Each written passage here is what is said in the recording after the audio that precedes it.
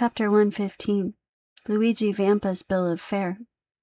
We awake from every sleep except the one dreaded by Danglars. He awoke. To a Parisian accustomed to silken curtains, walls hung with velvet drapery, and the soft perfume of burning wood, the white smoke of which diffuses itself in graceful curves around the room, the appearance of the whitewashed cell which greeted his eyes on wakening seemed like the continuation of some disagreeable dream. But in such a situation a single moment suffices to change the strongest doubt into certainty. Yes, yes, he murmured, I am in the hands of the brigands of whom Albert de Morcerf spoke. His first idea was to breathe, that he might know whether he was wounded. He borrowed this from Don Quixote, the only book he had ever read, but which he still slightly remembered. No, he cried, they have not wounded, but perhaps they have robbed me. And he thrust his hands into his pockets. They were untouched. The 100 louis he had reserved for his journey from Rome to Venice were in his trousers pocket, and in that of his greatcoat he found the little note case containing his letter of credit for 5,050,000 francs. Singular bandits, he exclaimed, they have left me my purse and pocketbook. As I was saying last night, they intend me to be ransomed. Hello, here is my watch. Let me see what time it is. Danglars' watch, one of Brigitte's repeaters, which he had carefully wound up on the previous night, struck 5:30. Without this, Danglars would have been quite ignorant of the time, for daylight did not reach his cell. Should he demand an explanation from the bandits, or should he wait patiently for them to propose it? The last alternative seemed the most prudent. So he waited until 12 o'clock. During all this time a sentinel, who had been relieved at 8 o'clock, had been watching his door.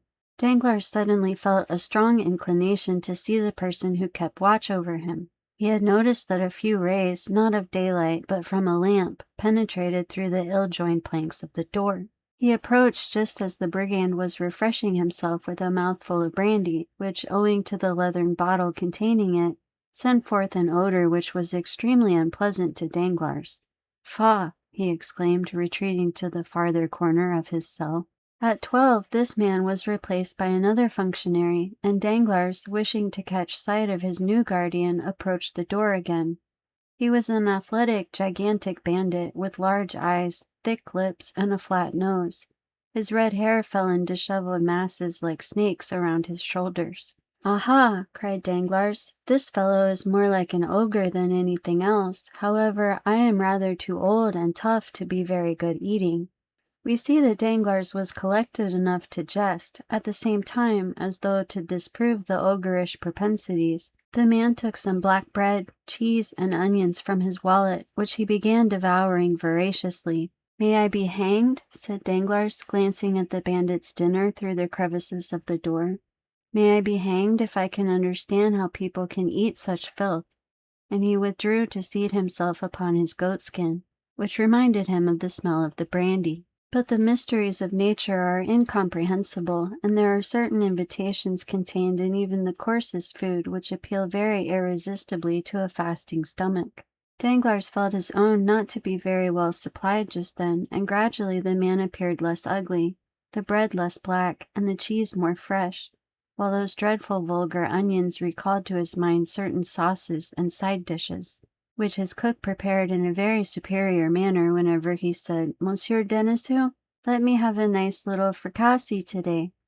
He got up and knocked on the door. The bandit raised his head. Danglars knew that he was heard, so he redoubled his blows. "Che cosa?" asked the bandit. "Come, come," said Danglars, tapping his fingers against the door. "I think it is quite time to think of giving me something to eat." But whether he did not understand him, or whether he had received no orders respecting the nourishment of Danglars, the giant, without answering, went on with his dinner. Danglars' feelings were hurt, and not wishing to put himself under obligations to the brute, the banker threw himself down again on his goatskin, and did not breathe another word. 4 hours passed by, and the giant was replaced by another bandit. Danglars, who really began to experience sundry gnawings at the stomach, arose softly, again applied his eye to the crack of the door, and recognized the intelligent countenance of his guide. It was indeed Peppino, who was preparing to mount guard as comfortably as possible by seating himself opposite to the door and placing between his legs an earthen pan containing chickpeas stewed with bacon. Near the pan he also placed a pretty little basket of Velletri grapes and a flask of Orvieto. Peppino was decidedly an epicure. Danglars watched these preparations, and his mouth watered. "Come," he said to himself, "let me try if he will be more tractable than the other," and he tapped gently at the door. "On y va!"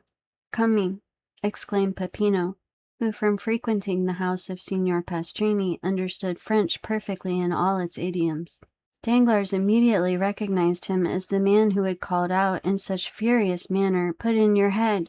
But this time was not the time for recrimination, so he assumed his most agreeable manner and said with a gracious smile, "Excuse me, sir, but are they not going to give me any dinner?" "Does your Excellency happen to be hungry?" "Happen to be hungry? That's pretty good, when I haven't eaten for 24 hours, muttered Danglars. Then aloud he said, "Yes, sir, I am hungry, very hungry." "And your Excellency wants something to eat?" "At once, if possible." "Nothing easier," said Peppino. "Here you can get anything you want, by paying for it, of course, as among honest folk." "Of course," cried Danglars, "although in justice the people who arrest and imprison you ought at least to feed you." "That is not the custom, Excellency," said Peppino. "A bad reason," replied Danglars, who reckoned on conciliating his keeper, "but I am content. Let me have some dinner." "At once. What would your Excellency like?" And Peppino placed his pan on the ground so that the steam rose directly under the nostrils of Danglars. "Give your orders." "Have you kitchens here?" "Kitchens? Of course, complete ones." "And cooks?" "Excellent." "Well, a fowl, fish, game, it signifies little so that I eat." "As your Excellency pleases. You mentioned a fowl, I think?" "Yes, a fowl." Peppino, turning around, shouted, "A fowl for his Excellency!" His voice yet echoed in the archway when a handsome, graceful, and half-naked young man appeared, bearing a fowl in a silver dish on his head, without the assistance of his hands. "I could almost believe myself at the Café de Paris," murmured Danglars. "Here, your Excellency," said Peppino, taking the fowl from the young bandit and placing it on the worm-eaten table, which with the stool and the goatskin bed formed the entire furniture of the cell. Danglars asked for a knife and fork. "Here, Excellency," said Peppino, offering him a little blunt knife and a boxwood fork.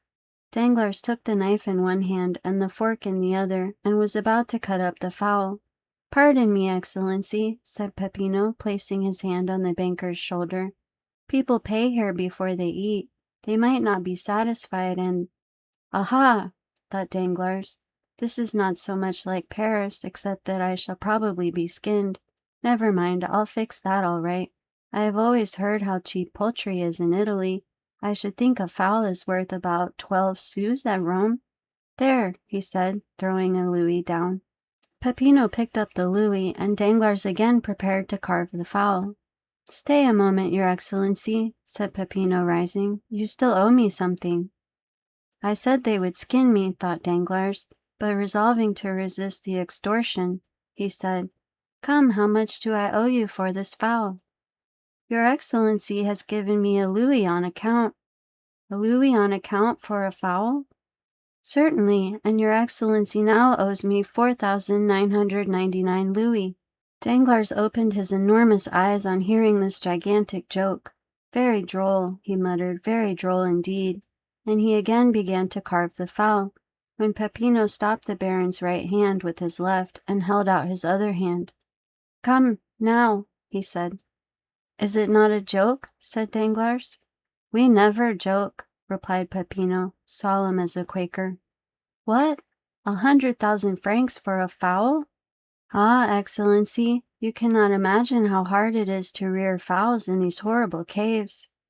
Come, this is very droll, very amusing, I allow, but as I am very hungry, pray allow me to eat. Stay, here is another louis for you." "Then that will make only 4,998 louis more," said Peppino with the same indifference. "I shall get them all in time."